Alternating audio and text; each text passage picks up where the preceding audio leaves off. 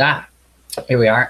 Hello, I'm Nathaniel Smith, and today I'm doing a review of Doctor Who, The Woman Who Fell to Earth. Okay, so the first thing I want to do is talk about the good, positive things the episode has, and we'll just get to that right now. So the first good, positive thing is that people die in the story and stay dead. Um, the way it's handled is nothing remarkable because almost all the characters die are either completely forgettable or pointless. In fact, there's only one that's actually remembered enough to have a funeral. All the others who die are just are left forgotten after their deaths because they're so minor as characters. But it's good that people are dying. The only reason this is remarkable is because we haven't had people really die and stay dead in the show for so long now. That I think it was a shock to many people that they thought the story was darker. It wasn't. The story wasn't dark in any way. It just happened to have people dying and staying dead for once. This is one of the good positive things, just for that. Um, the other thing is the fact that they didn't go overboard in the Doctor's a woman now, which was good. It was nice that they did that. And now that's it. That's it. Everything else from now, I'm just gonna be shitting on the episode because the episode is shit. It's between two types the entire episode. It's between dull, forgettable mediocrity and some of the stupidest shit imaginable. So the question is, you know what? Let's start from the beginning. Okay, so we have this entire opening sequence, which is shit. Hold on, let me get this down a little. There we go. It's shit, and the reason it is, it starts off with a YouTube video like this, but not live, and it's got better lighting and so forth. But the point is, they literally start a professional TV episode by having a shitty YouTube video where this guy's talking about this great important woman, and it's left in vague details of who this important woman is, and blah blah blah blah blah. And then we get to the next scene, and we see this 19-year-old man trying to learn to ride a bike with his mommy. Well, not his mommy, it's probably his grandma, but it's honestly the same difference in this case. I have no idea who his family is. I have no idea who he is or any of the characters in this story. It's not that they're not characters. It's not a Clara situation, but it's like a Coronation Street situation where the characters are characters because they ramble about things that have no bearing on the story whatsoever and the plot. And it just drags and it's bad. It's really bad. I mean, yes, I'd like characters to actually be characters, but they don't need to add all these filler scenes. I don't need to know that one guy was threatened with cancer or that other guy had dyslexia and or something like that. I think the 19-year-old black man had like some sort of dyslexia or something, and they give that as excuse for why he can't ride a bike. Dude, the man has had 19 years to ride a bike and he still can't ride a bike. What is the fucking point in constantly teaching them that now? It's so stupid. It's not funny. Anyways, he gets upset, the guy riding the bike, that he can't ride a bike, throws it over a hill, and he has to go down and get it. The bike's okay, but it's hanging on a tree somehow. And that's when he sees this weird light button thing, and he touches the light button thing, and out comes out the most threatening thing ever, a purple dunged Kisses. No, seriously, it's like a purple dung that's shaped like a Hershey's Kisses, or like that board thing on, I think it's, what was it, Sorry? The board game Sorry with the little players that have that little like Kisses shape. Yeah, what an ominous, scary threat. Something that looks like a Hershey's Kisses. And when I say it looks like a threat, it doesn't. Anyways, then we get to the train scene, which attempts to add, I think, some horror into it, but fails miserably. See, the pacing is so sluggish and drags for so long that you just want to scream, get on with it. More than half the time, I was literally screaming in my head, get on with it. Anyways. So, yeah, there's this drawn-out thing with no tension in the dark creature. And then the Doctor just crashes through a train car, which, by the way, means she should have already regenerated again. I'm sorry, but seriously, the Doctor just fell from God knows how many miles high up in the air and through a fucking train car, and the doctor didn't regenerate already. Like that's death. That's a death right there. That is such. I mean, you couldn't have saved the fall by making her crash in the ocean or something like that. You had to make her fall through a fucking train car and then stand up and go, "Oh, there's a there's a freaking alien thing. Let me just randomly grab this electric wire that's here and just shove it in its face, and then it'll fly away." Well, they have to hit it one more time or something like that. Well, they put little bombs in them. Anyways, yeah, eventually the tentacle creature leaves. Those other two characters come in because they introduced the policewoman. I forgot her name. She's like honestly, I have no idea what her character is, and I don't even remember her name. It's too forgettable. Honestly, it's kind of hilarious because it's kind of like how bad it was with Bill last season. But the one thing Bill had was that the actress playing her had at least some sort of like personality. With these new companions, I don't really sense any personality. In fact, the old white guy was the only one who had a sort of personality, as like a grandfather-y kind of figure. It wasn't well done. It was nothing special, but yeah. Other than that, the others are just like some bland teenagers you see from something. Anyways, they go into the train, they meet the doctor, and I want to get into the doctor's performance in the episode, Jodie Whittaker. Okay, now here's the thing you have to understand.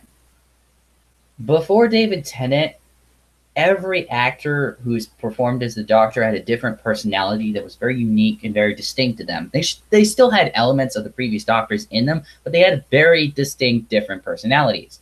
But after fucking David Tennant left, every fucking Doctor has been the same goddamn fucking personality, ripping off on David Tennant. And always in the shitty episodes, like Doomsday or Love and Monsters or some shit like that. Like, if you're gonna rip off from Davies' era and Tennant's run especially, why don't you rip off from an episode that was actually good during his tenure, like Midnight or The Impossible Planet Satan Pit? Anyways, point is, every Doctor since David Tennant's just been zany, eccentric, and except for Capaldi, young and youthful. In fact, the reason why Capaldi has been such a disappointing error is that Capaldi had a very unique and distinct personality as the Doctor, and for some fucking stupid reason, the writers and the directors never let him play that personality the way he should have. He was always forced to acting out this shitty, zany, eccentric dialogue instead of being the type of Doctor he was best at, being much more reserved, being much more vulnerable and mature. Instead, they try to make him look cool and with the fucking guitar and made him look like your embarrassing grandfather. Just anyways, I'm getting off topic. I apologize. So we get Jodie Whittaker, and even though she's a woman, she's just being Matt Smith, basically. She's a female Matt Smith with a personality of Matt Smith and a little bit of accent of Capaldi, because I think there's a little Scottishness in it, or maybe it's Cockney. I don't know. The thick accents like that, I can't tell which it is. I'm sure you can tell me which. It doesn't really matter because it's so forgettable. And, I don't know if... I'm not saying it's the actress's fault, and I'm not saying she's not capable. I mean, she's at least trying. Give her that. But it's just... I'm so goddamn sick of the youthful, energetic... I'll get into more of a reason why I dislike this whole direction at the end, but I need to review this whole episode first. So, where was I? The train. Right. So they go on the train... Then they find that everything's clear from the train thing. They're like, let's go find the purple dung Hershey's Kisses thing that's giant-ish. And so they go find it. They find out it's not there. Some random stranger takes it, gives some excuse for taking it because of sister. Then this creature comes out, and it looks like a generic robot. We haven't even gotten to what it looks like on the inside, which, believe me, is a whole nother story. Anyways, what was it? So, like, he dies, and the Doctor and co are trying to figure this out. And the Doctor does one of the coolest, most epicest, amazingest things ever. She picks her nose. She picks her nose on screen. There is nothing more cool and epic than seeing the Doctor pick her nose. By God, that was the most epic thing ever. No, it was not. It was stupid as hell. But they actually fucking did that. It's like, oh, that's a great way to introduce a Doctor. And this leads to something else that I forgot to mention that I should get into now. The biggest problem with her Doctor is they keep trying to go with, oh, she's sick, oh, she has amnesia. But they do this in such a lazy, half-ass manner. At least when Ten was introduced and was sick, he was fucking in bed the whole goddamn time, or most of the time. She's barely in bed. She's always hopping around acting like young, eccentric, zany person. So she hardly is sick, even though she says she is. But they... True, and it's just so half-assed, and of course she does the whole regeneration mouth thing again, ripping off the Tenet episode, which is annoying as hell. And of course they do the other thing too, where she's like, "Oh, I don't know my name, so I'm gonna hold off and wait till the end, so I can go like, oh wait, this is the part right here. Wait, right now. I'm gonna say it. Wait, I gotta get closer. Gotta wait till it's towards the end of the episode. Okay, wait. I'm the Doctor. Wow. Which was utterly pointless because we already knew she was, the Doctor as they casted her and she's acting the part. We didn't need a fucking whole dragging on that. I mean, it was stupid enough when they did it with Matt Smith's introduction. She didn't need that as well. It's old as hell. Anyways, so there's this interesting idea they set up that there's these two aliens at war and they're fighting on Earth. They're going to duke it out and they got to stop them. And it sounds cool until they find the tentacle creature and they realize that it's just this weird bio computer for the alien that's there to do some stupid bullshit excuses for hunt, blah, blah, blah. Anyways, oh yeah. And this is the introduction of the great threatening villain. Let me get Mountain Dew here. It's not sponsored. I just love Mountain Dew. Where was I? Oh yes, the threatening villain. I call him Pimple Face. I mean, sure, he takes people's teeth, but he puts it in his face, which is so stupid, and it looks really fucking stupid. it looks I just think of him as the threatening pimple face villain. That's like, oh no, I'm gonna come and get you. I'm gonna take the pimples off your face. And if you don't behave and treat me right, I'll put those pimples back on you. Ha ha ha. That's so threatening. No, seriously, that's what it was like. And this leads to another stupid moment where one of these random nobodies, walks up, sees the aliens, like, oh hey, alien thing. I'm going to make fun of you. Like, it's not Halloween yet. And then I take this food that I have in a little bucket thing, and I'm just going to throw it at you. And you're just going to stand there for a minute as I throw food at you. I'm going to keep throwing food at you. I'm going to keep throwing food at you. And the alien's just sort of standing there and taking it. Can I get him now? No. Can I get him now? No. Now I get him? Oh, okay. Oh, yeah, it kills people because you can touch them and freeze them. Yeah.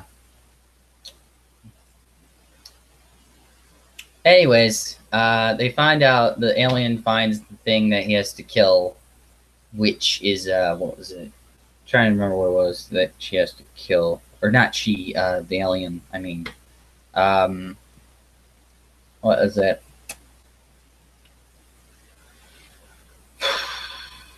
Some random bloke they met earlier on the train who walked away, and there was a crane fight. Well, it wasn't really a fight. They just sort of walked up a crane. The guy nearly slipped on the stairs, but of course he didn't fall. The Doctor had to jump from one crane to the next. And, yeah. Oh, yeah, I forgot to mention, the Doctor built her own Sonic in a garage. That was earlier. See, this is the whole episode. It was just dragged out boredom, interspersed with some of the stupidest shit imaginable. Where was I? Yeah. I'm trying to remember. See, we already did the train. When did I mention they found the purple thing, and they took something that later on the crane is like, I'm gonna drop this, and this will stop you from going to your planet thing, and he mentions that he has the sister and someone else in stasis somewhere, and the sister that was the dead bloke that he killed earlier, the other dead bloke, not the food one. Yeah.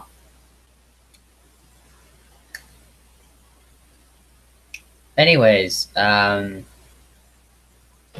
so yeah, oh yeah, the tentacle creature thing is gonna like electrocute the crane where the kids were on, and then the Grammy or Mommy or whatever her name is, I totally forgotten and don't even remember. She tried to stop him, and then she died. Her death was kind of pointless because of how forgettable her character was, and she actually had a lot of screen time. But all I knew was, okay, she's in love with the white dude, who's the grandfather-y figure, and what else was it? Her personality was yeah, I got nothing on that. Yeah. Anyways, where was he? Okay, so they stop the alien menace. He's sent teleport thing. The gal dies. They go to her funeral. Um, then we finally get back to the YouTube video thing, and he goes, "I'm gonna go out there and ride that bike again, mommy, or Grammy. I forget your name." And he goes out there to ride his bike, and still can't ride his bike at the end of the episode. So the whole damn YouTube video and the whole bike thing is pointless. Because what was the point of even setting him to ride the bike if he can't even learn how to ride the bike by the end of the episode? There's no goddamn point in that. Anyway, and then you see the doctor in the background stalking him. Well, okay, maybe not. It's a joke there. It's a joke. It's not literal. The other stuff, like with the tooth-faced thing that looks like pimples and tries to act threatening, but is too cartoonish to be threatening, now that's real.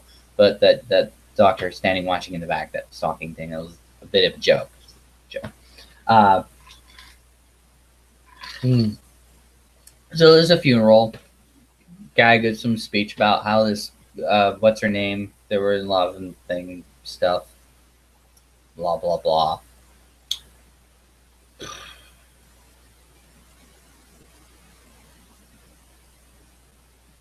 Yeah, just remember the policewoman was throughout most of this episode, and other than being with the black dude and then going, "Oh, hey, we know each other," I actually don't remember anything she did. You know, I think you could have actually cut her out of the story entirely and it wouldn't have affected it at all. I mean, that's true of pretty much everyone in the story, but still. Anyways, the doctor's like, "I need to find the TARDIS," and goes back to the magic garage that has everything she needs to make stuff. And I'm just gonna call it Magic Garage. And like, okay, build teleport thingy, blah blah blah. Tries to say goodbye to the folks in that thing, and like she's like, okay, button pushing, let's go TARDIS.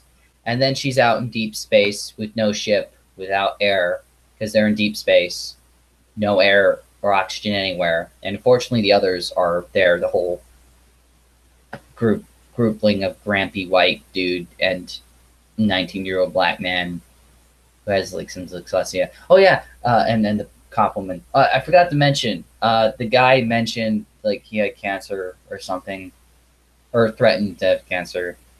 It had no bearing or effect on the plot whatsoever. See, that's the problem. They try to develop these characters Coronation Street style, but none of the shit they have has any bearing whatsoever in the plot. The black guy having some dyslexia or whatever the hell the thing he's supposed to have has no bearing on the plot. It was just a pointless excuse to give some bullshit about how he can't ride a bike. That's what it was. It was an excuse. It had no bearing on the plot at all. Neither did the bike, neither did the goddamn YouTube video. None of that did. You could have cut out that entire YouTube video referencing shit and the fucking damn bike and stupid doctor picking her nose. Well, okay, sorry, in that one, not the stupid part, but the stupid the picking nose, not the doctor. anyways, anyways, anyways. Um,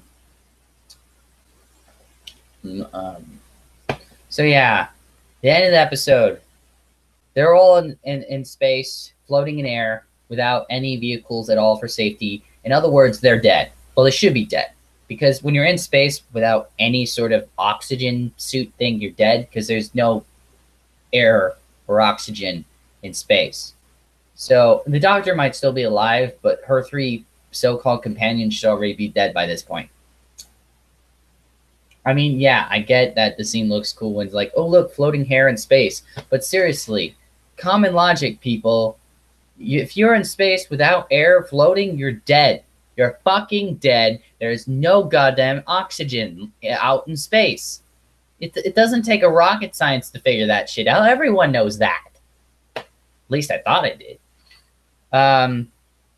So yeah, that was the episode. Some horrible bits of stupidity and shit like that mixed in with the drawn out, very dragged out, 2 hour long thing that's just so goddamn mediocre and forgettable.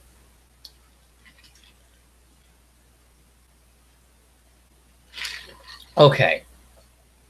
I need to get into this because I want to talk about the greatest disappointment of all about this whole goddamn thing. Now, before, and this is not just Chibnall, but this is Moffat as well, okay? Before fucking Stephen Moffat and Chris Chibnall fucked up what could have been one of the greatest character arcs and developments in the Doctor's character. They decided to chuck that out the window. What am I talking about? Well, back when they did that bullshit of bringing back Gallifrey only to write one of the worst episodes later on with it, Hellbent. Back when they did that, they made this bullshit excuse of what I call the Were-Docker. The Were-Docker played by John Hurt, or as I like to nickname him, the Bullshit Poser. Which it was John Hurt's great role, just like when John Hurt played that one character in the Kingdom of the Crystal Skull. I mean, we all know how amazing Kingdom of the Crystal Skull was, right? Well, he was even worse in the Were-Docker. Because what he was a bullshit poser, not the actor, but the character he's playing. He's a bullshit poser that stole a role that rightfully belonged to a real Doctor in continuity. And don't give me the excuse of the whole Shadow thing, because they could have used Richard Grant. Yeah, I believe it was Richard Grant who actually played him in Shelka. In fact, he was even in that fucking season. So there was no, if they wanted to count the Shelka Doctor, they could have actually had the actor who played him act him out, which they didn't, which is a huge load of bullshit. So that excuse goes out the window. The Were-Docker is just a piece of shit that Moff made up out of his ass because he refused. He fucking refused to bring anyone, any of the real Doctor into it that was not something that he wrote under. He wanted Eccleston to be there so he could rewrite the Ninth Doctor in his own image, just like he rewrote 10 in his own image in that horrible piece of shit 50th anniversary special. Anyways, I'm getting off topic. But the point that's getting off topic. The point is, with the Were-Docker, they made this bullshit excuse that the 11th Doctor was the 12th, which he wasn't. The 11th Doctor was not. The 11th Doctor was the 11th Doctor, okay? Now, the reason I bring that up is because there's this fascinating concept that after, I believe, 12 regenerations, after 12 regenerations, you have no more generation. So after 12 turned into the 13th Doctor, the Doctor shouldn't have had any regeneration left. 13 should be unlucky from the start. I mean, the 13th Doctor should have... Here's the reason why. Because in the original thing, there's only supposed to be 12 regenerations. So when they're the 13th Doctor, there's no regenerations left, which means you can die. And I mean die, dead as a doornail, not come back to life, no way out, no regeneration, you're dead. Shit. I'm serious shit. And this leads to such fascinating ideas and concepts and developments in the Doctor's character in a way that's never been done before, and could have led to just amazing stories. Because think about it. Think about this for a second. If the Doctor had to truly grasp with his or her own mortality for the first time in his or her life, think about it. The Doctor would be doing the Doctor's normal routine thing of like, okay, new generation, haha, fun. Oh no, alien threat. I'll go defeat it. Blah blah blah. Okay, suddenly, guess what? The alien like gives a permanent wound to the Doctor's body, which not only hurts the Doctor, but makes the Doctor realize, oh shit, I can't regenerate anymore. Fuck. And then from there, this leads to a bunch of interesting things. The Doctor really questioning his own or her own courage. The Doctor not just going from one place to the next randomly, but very deliberately to sort of accomplish a bucket list of sorts. Now, think about it. Think about the Doctor actually accomplishing, oh shit, I have all this shit I need to do in the past. Okay, let's see. What do I need to do? I need to go back to Alligatorix and stop the Granalfix from eating the Delphinites or something like that. Just random things that the Doctor has been always pushing off because, oh, I can do that later. Oh, I can do that later. Oh, I can do that later. And the Doctor realizing, oh, shit, I can't do that later now. I have to do it now.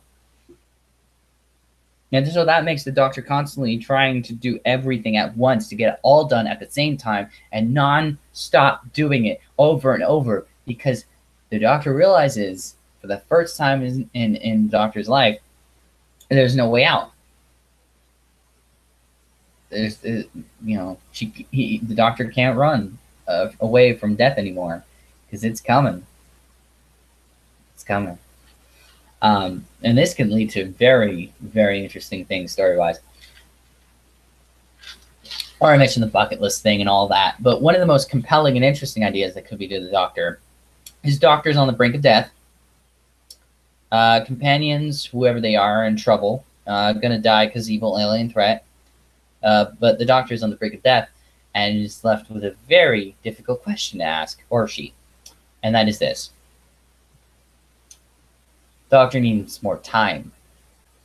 So should the Doctor take someone else's body to keep living and fighting the villains? Oh, but the Doctor wouldn't do that unless, of course, the body that the Doctor thinks about taking is a villain and does villainous things and kills people and has already killed countless people. So it wouldn't be an issue then. It wouldn't be a moral question then, would it? Would it? Think about that. Think about the concepts of just that story alone. And that could have led to the whole idea of the Doctor turning evil, Valeyard style, if you will, but hopefully better developed and such. And they never did that. They never even attempted to do that. They took literally the most interesting and compelling concept the Doctor's never had to deal with. The Doctor's own mortality, a completely new, fresh concept that could have led to fantastic stories of not only drama, but science fiction that would have been really interesting and compelling, and they just said, fuck it, let's just bring the Doctor back and let her be as she always is, or he is, zany, eccentric young person. Whoop-de-doo. That's the Doctor's personality always. It's always been that way. It's not like the Doctor has had different personalities, like the grumpy grandfather and the cosmic hobo and the dandy and the clown and the human one, and then the extremely pompous one, and then the mysterious dark one, though it started out more humorous at the beginning, then the more romantic, and then the survivor that's very grief-stricken, and then the zany eccentric one that's youthful, and then every other Doctor after that. Zany eccentric youthful one, zany eccentric youthful one, zany eccentric youthful one, zany eccentric youthful one, zany eccentric youthful one, zany eccentric youthful one, zany eccentric youthful one. I am sick to death of a zany eccentric youthful personality Doctor. You can do something different, damn it. Have some fucking guts, for fuck's sake.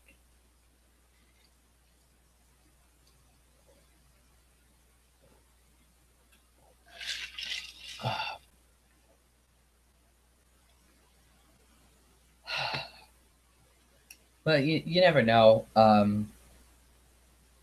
Maybe I hope the best for Jodie Whittaker's doctor. I hope things improve.